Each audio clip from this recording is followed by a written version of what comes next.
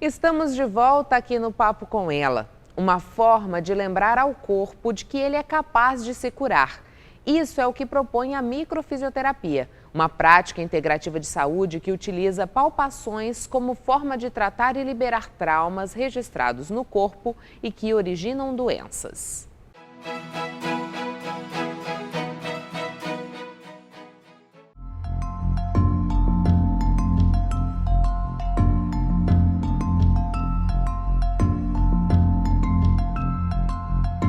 Ela é uma terapia, né, dentro da fisioterapia integrativa, que trabalha com fatores embriológicos, anatômicos e fisiológicos do corpo humano. Ela é uma técnica onde você...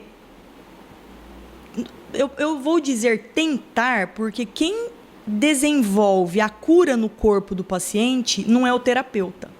É o próprio paciente. Então, assim, o terapeuta dá um estímulo em regiões totalmente mapeadas, tá? Que tem uma significação embriológica, anatômica, de vias, que pega desde os arcos brânquios, arcos ioídeos, arcos faríngeos, todos os órgãos que a nossa espanquinopleura, quais são? Os vasos, o coração, o pulmão, o estômago, duodeno, intestino delgado, intestino grosso, o que a gente chama de bandeletas, que são os órgãos genitais, rim, glândula suprarrenal. Então, assim, tem uma significação. E a micro, ela é feita por mapas, onde os mapas eles são divididos geralmente em duas formas. A gente diz que F e G. F é o que vem de fora, é o vivido pelo indivíduo. G é o que é geracional, é o que já vem com ele, está no gen. E a micro é simplesmente terapia manual, né? O toque, a sensibilidade, encontrar as vias corretas, que são todas mapeadas, e informar para o corpo que aquilo já não tem mais perigo e que pode ser corrigido. Pode ser porque, como todas as outras técnicas, não é uma técnica que resolve tudo para todo mundo, mas a experiência que eu tenho com a micro, com a leitura biológica, com a memória e informação que é agregado aqui, a maioria dos problemas que são difíceis, que tem difícil resolução com outras terapias ou até mesmo com alguma área da saúde específico, a gente consegue uma porcentagem muito, mas muito alta de resolução. Nós damos uma devolutiva para o corpo entende e ele pode se autorreparar. Com a mão no sintoma, isso pode ser resolvido. Aquela dor que ele veio é uma causa, mas o corpo dele está guardando muitas coisas que a consciência não veio à tona, não veio à superfície. Então a micro, ela atua no sintoma, mas mesmo assim ela vai procurar a etiologia para poder informar. Porque quando eu resolvo na etiologia, isso não volta, não tem as recidivas. A micro não tem contraindicação nenhuma quanto à idade. Tanto na Europa quanto no Brasil, o único profissional que pode aplicar a microfisioterapia é o fisioterapeuta.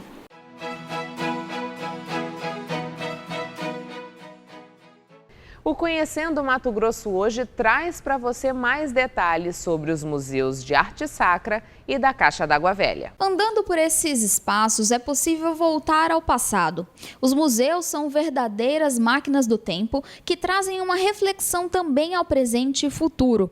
Só em Mato Grosso existem cerca de 60 museus e galerias de artes, e o Museu de Arte Sacra é uma das referências. Ele foi fundado em 10 de março de 1980. O ano que vem o museu vai completar 40 anos. de existência. As nossas coleções aqui no museu, ela é dividida pela composição, o estilo de peça que a gente tem. Então, a gente tem aqui imagens de madeira, que é uma composição em madeira, a gente tem têxteis, né, que são as indumentárias. Nós temos metais, que vem a ser o acervo de objetos litúrgicos, e também fotografias e o acervo documental de Dom Aquino. Então, nós temos aqui mais de 4.000 peças, né, que está dentro do nosso acervo, com diversas composições e várias coleções. Também entre as nossas coleções, nós temos o acervo de argila, que é a maioria dele composto por obras do artista e artesão popular Euclínio de Moura. Este museu fica no prédio do Seminário de Nossa Senhora da Conceição, fundado em 1853, e bem ao lado da Igreja Nossa Senhora do Bom Despacho, que é de 1918. Esse passeio por si só já é interessante pela sua importância arquitetônica, e os monumentos são bem ecléticos, reúnem obras de vários períodos, como neoclássico, barroco, entre outros. O Museu de Arte Sacra, ele guarda parte da história da antiga catedral, que foi demolida em 1968.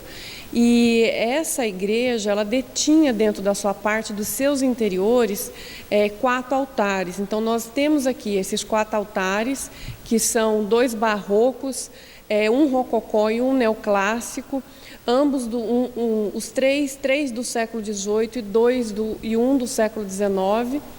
E essas peças aqui também compõem, entre essas coleções que vieram dessa antiga igreja, imaginários, objetos litúrgicos que estão dentro do nosso circuito expositivo, como também objetos que são objetos construtivos, a exemplo do relógio que ficava na fachada dessa igreja, como também uma cruz em ferro fundido, e alguns outros objetos. Em Cuiabá, existe ainda o Museu Dom Aquino, Palácio da Instrução, Museu do Rio, Museu Rondon, da Imagem e do Som, e passando pela Rua Comandante Costa é possível conhecer o Museu do Morro da Caixa d'Água Velha. Ela já tem 136 anos, foi a primeira grande caixa d'água aqui da nossa cidade, né? Ela funcionou de 1882 até mais ou menos 1950 como caixa d'água, depois ficou desativada durante anos aqui embaixo desse morro. E faz 11 anos que a prefeitura transformou aqui em museu, revitalizou todo o espaço e desde então tem essa nova destinação, né, de receber turistas, visitantes e muitas escolas também. Hoje, o objetivo é manter vivas as lembranças da Cuiabá antiga, mas até o final do século XIX, esse reservatório guardava no morro mais alto da cidade cerca de 1 milhão de litros de água. Esse museu ajuda a contar a história, né, dessa questão tão importante que é a questão da água. Porque naquela época que ele funcionou como caixa d'água, ele proporcionou muita facilidade para as pessoas que moravam aqui na parte mais baixa aqui da cidade, próximo aqui ao centro histórico. Facilitou bastante a vida dessas pessoas. Além dos acervos fixos, na maioria dos museus está circulando exposições temporárias para atrair ainda mais turistas e visitantes. Vêm visitantes de todos os lugares, turistas daqui brasileiros e também estrangeiros, e muitas escolas também vêm conhecer aqui o nosso museu. E para os cuiabanos que não conhecem estes espaços, que abriga até roupa de santo, como é o caso do Papa João Paulo II, aqui fica uma dica: visite os pontos turísticos de sua cidade. Garanto que você vai se surpreender com a nossa história. Quero fazer um convite a todos. Quem não conhece o Museu de Arte Sacra, nós estamos abertos de quarta a domingo. Nosso horário de funcionamento é das 9 às 17 horas. Aos domingos, a entrada é franca, é gratuita a toda a população e no decorrer dos outros dias nós cobramos uma taxa simbólica.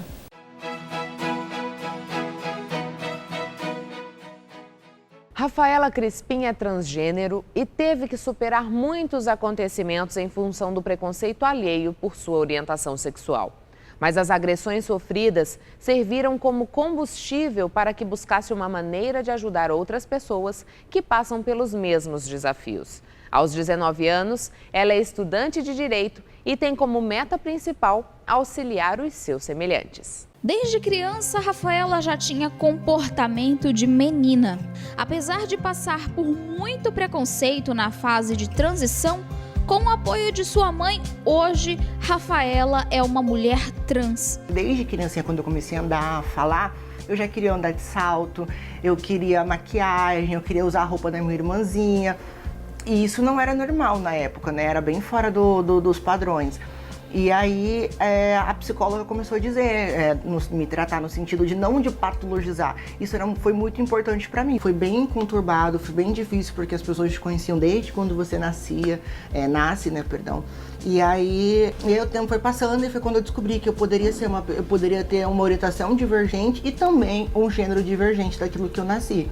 E aí foi quando eu comecei a procurar ajuda especializada, aí foi quando eu fui para um psiquiatra, para um endócrino, para procurar como poder transicionar de forma correta, saudável. E aí foi quando eu procurei meu primeiro psiquiatra. Ele pegou e disse bem assim que não tinha cabimento, a minha mãe permitia aquilo, que ela estava fomentando aquele desejo, que era um problema psiquiátrico que deveria ser tratado, mas não da forma que eu procurava, mas de forma a corrigir aquele problema, aquela disforia. Então, assim, nós saímos horrorizados de lá, marcamos uma nova psiquiatra fora da cidade, lá em Sorriso.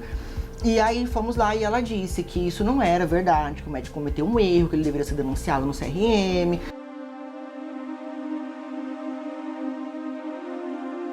Aí chegamos no final do ano, que era para renovar nossas bolsas, nós fomos para a reunião com o coordenador.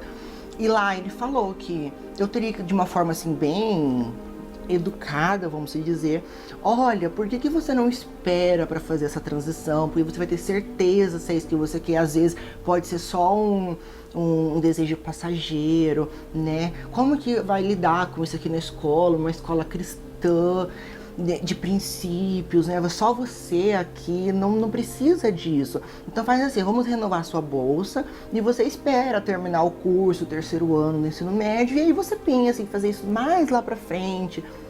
Aí eu falei, se eu não escolher, se eu quiser fazer agora? Ele, então é melhor que você faça isso numa outra escola, né? Que vão te aceitar melhor, porque aqui vai ser tão difícil, né? Daí a gente não precisa renovar tão sua bolsa, né?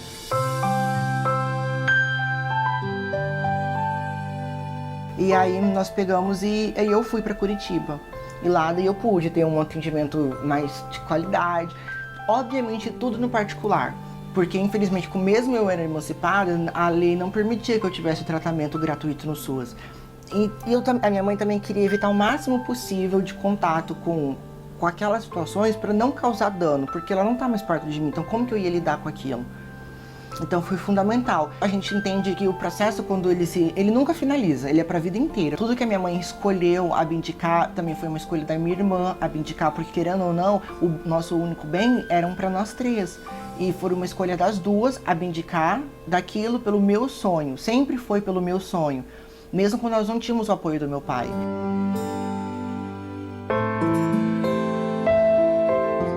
Eu vi que não poderia atingir todas as pessoas que eu gostaria de atingir sendo médica, porque é bem restrito o trabalho de um médico. Mas se eu mudasse o curso, por exemplo, para direito, eu poderia talvez chegar numa magistratura e fazer justiça.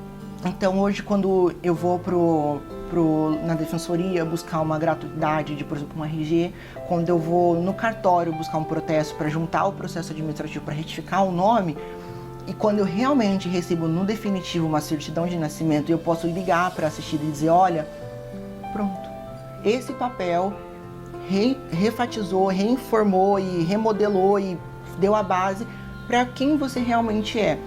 Infelizmente, hoje, a certidão de nascimento, olhando nesse ponto, ela é o fundamento para você ser quem você é. Proteste, porque somente com o protesto, somente com a luta constante que vai ter mudança. Chegamos ao fim de mais uma edição do Papo com ela e hoje a gente falou sobre a produção cinematográfica aqui em Mato Grosso.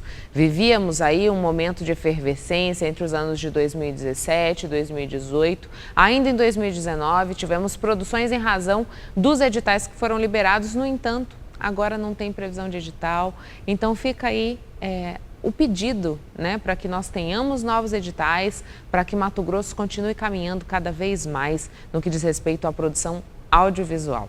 Papo com Ela vai ao ar todo domingo às 10 da noite. Nosso horário alternativo é quinta-feira, 1 da tarde. Você pode nos ajudar a fazer o Papo com Ela mandando seu e-mail para o papocomelatbo@gmail.com ou também mandando a sua sugestão na nossa página no Instagram, @papocomela. Tenham todos uma semana iluminada e eu te espero na semana que vem. Até lá!